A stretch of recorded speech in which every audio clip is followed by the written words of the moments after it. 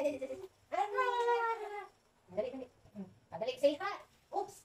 Say ha. Mag-sit. Sit. Sit. Ay, sus. Wala kang sit. Okay, sit. Say sit. Ay, sus. Say sit.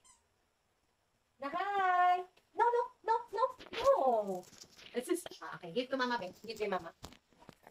Ay, ang tagal ko na palang hindi nakapag-vlog. Puro reels pala ang aking ginagawa. Ngayon, feel ko talaga gumawa ng vlog tungkol sa pagiging isang magulang. Naging magulang ako noong 2021. Sa halos 2 taon ng pagiging magulang, ang masasabi ko, ang hirap magpakamagulang. Especially dahil, hindi ko alam pero may mga dictates kasi ang society or may mga standards kasi ang society na tayo ng mga first time parents alam mo yung mapupush ka na gawin to kasi yun yung best para sa anak mo, pero hindi ko naman sinasabihan na mali yung pagsunod sa kung ano yung gusto ng mga nakakatanda or kung ano yung standards. Siguro kasi yung pressure andon kasi gusto mong mag-mold or magpalaki ng isang individual na disiplinado, pagmamahal at respeto sa kapwa at sa society.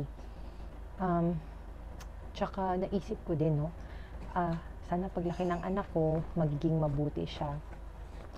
Alam naman natin na yung environment, mayroon din siyang factor sa kung paano magbe-behave ang isang tao.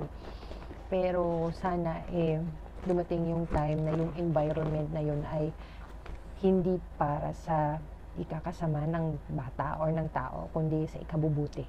Naisip ko lang din na oo, obligasyon ng magulang ang magpaaral ng anak, pero sana naman ang mga anak ay suklian ng kabutihan yung ginagawa ng magulang nila. Pero tayong mga anak, may obligasyon din tayo sa ating mga magulang.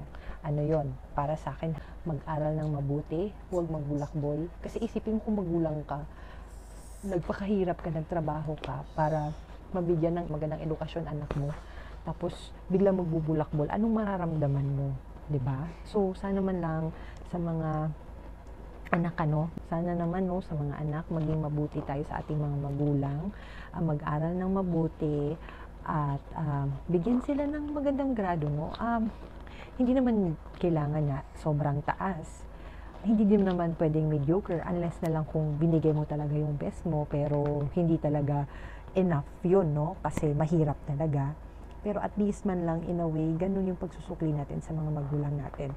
Ako hindi ko sinasabing matalino ako o nagbulak-bulak ako nung ako estudyante pa, pero nasabi ko sa sarili ko na I could have done better. Alam kong meron pa talaga akong magagawa o maibubuga.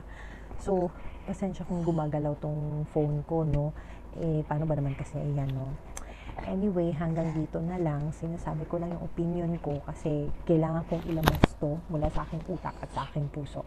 So hanggang dito na lang. Maraming salamat sa panonood.